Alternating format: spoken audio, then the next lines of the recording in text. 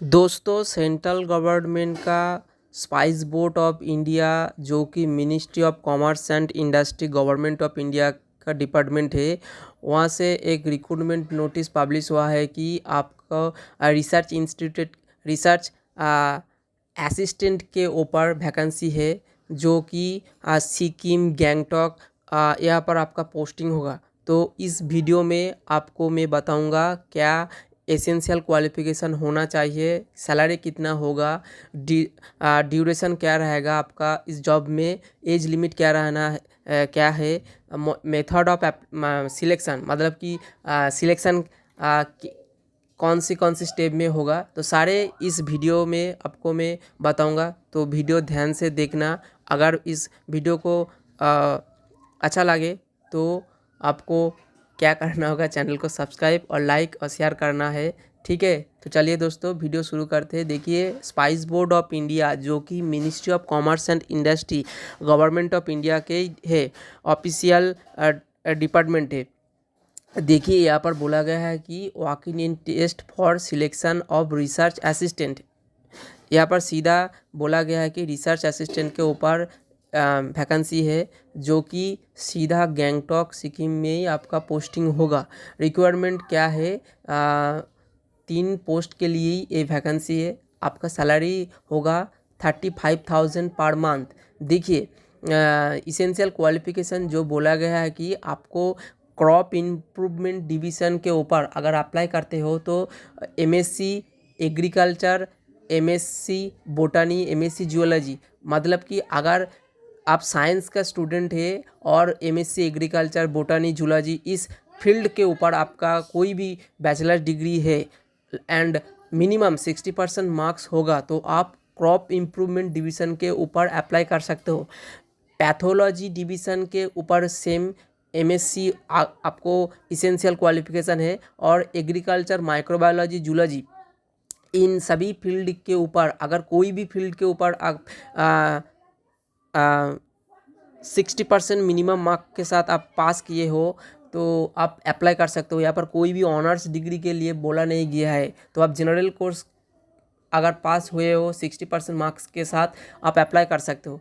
Post harvest technology division के ऊपर भी एक पोस्ट है जो कि एमएससी इन एग्रीकल्चर और agricultural engineering, MSc in food technology, food science and technology. यहाँ पर पोस्ट हार्वेस्ट इन टेक्नोलॉजी के ऊपर आपको engineering, agricultural engineering, MSc food technology in सभी के ऊपर आपको कोई भी स्पेशलाइजेशन होगा तो आप अप्लाई कर सकते हो। देखिए, इसेंशियल एक्सपीरियंस जो बोला है कि आपको 2 ईयर रिलेवेंट रिसर्च एक्सपीरियंस अगर होगा तो अच्छा है।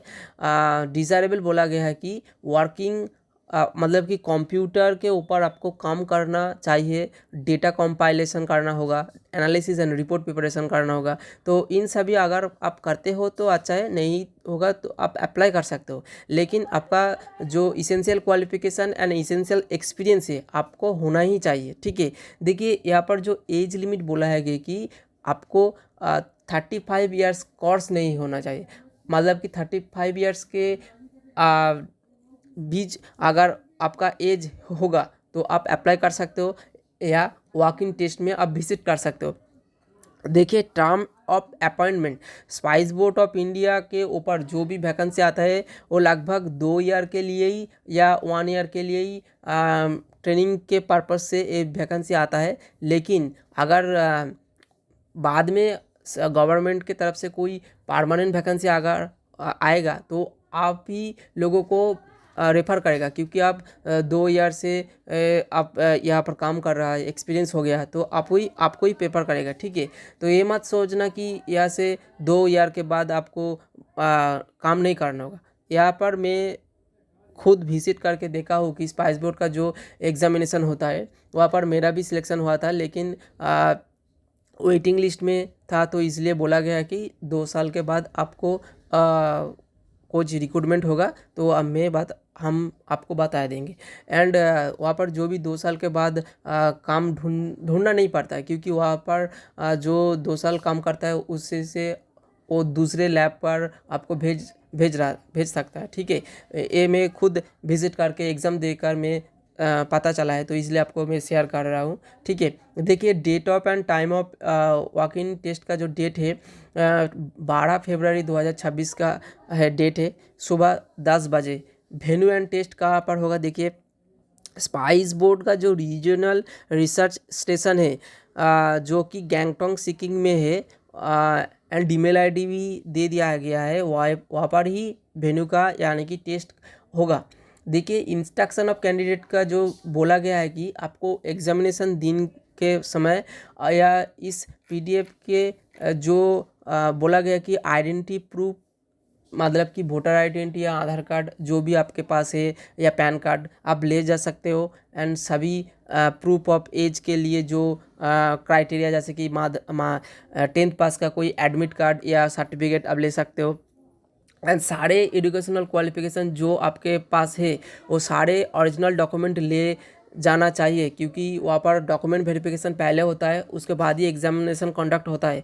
तो अगर कोई भी ओरिजिनल डॉक्यूमेंट आप नहीं ले जा सकते तो ऐसा मत करिएगा। तो सारे जो भी पास आपके डॉक्यूमेंट है वो जो कि एजुकेशनल क्वालिफिकेशन होगा या फ़ोटो रहेगा या कोई सर्टिफिकेट या कोई कंप्यूटर के ऊपर सर्टिफिकेट, सारे कुछ डॉक्यूमेंट आप ले जाइए। ठीक है, एंड जनरल इंस्ट्रक्शन बोला गया है कि देखिए आपका जो इस एग्जामिनेशन बाद जो रैंक लिस्ट आएगा उसमें अभी शायद पहले 3 लोगों को ही सिलेक्ट करेगा, लेकिन बाद में जो लिस्ट का जो स्टूडेंट रहेगा उन सभी को रैंक 2 ईयर के लिए एलिजिबिलिटी या वैलिडिटी है। अगर मतलब कि 2 साल के बीच में इसी पोस्ट के ऊपर अगर कोई वैकेंसी आएगा तो आप सभी को इन्फॉर्म करेगा। ठीक है, देखिए स्पाइस बोर्ड ऑफ इंडिया एक सेंट्रल गवर्नमेंट का रिसर्च इंस्टीट्यूट है। आप इस वॉक इन इंटरव्यू को आप अटेंड कर सकते हो, ये आपके ऊपर है। देखिए यहाँ पर ही हमारा वीडियो ख़त्म होता है। अगर इस वीडियो को आप अच्छे लगे या चैनल को सब्सक्राइब करना, लाइक करना और शेयर करना दोस्तों के साथ। मिलते हैं दोस्तों नेक्स्ट वीडियो में। Thank you for watching this video.